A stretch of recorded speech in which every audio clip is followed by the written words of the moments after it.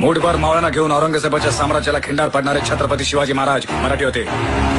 श्रीकृष्णाने सांगितलेली गीता सर्वसामान्य माणसांपर्यंत पोहोचणारे संत ज्ञानेश्वर मराठी होते. ब्रिटिशांविरुद्ध सशस्त्र बंड करणारे पहिले क्रांतिकारक वासुदेव बळवंत फडके मराठी होते. इंग्लंडला ज्यांच्या मेंदूची गरज पडावी ते लोकमान्य टिळक मराठी होते.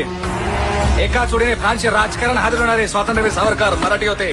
अजून एका भारताची राज्यघटना लिहिणारे बाबासाहेब आंबेडकर, भारतात चित्रपटसृष्टी आणणारे दादासाहेब फाळके, सलग 9 चित्रपट हिट देऊन Guinness book of world record मध्ये नाव नोंदवणारे दादा कोंडके हे सगळे मराठी होते.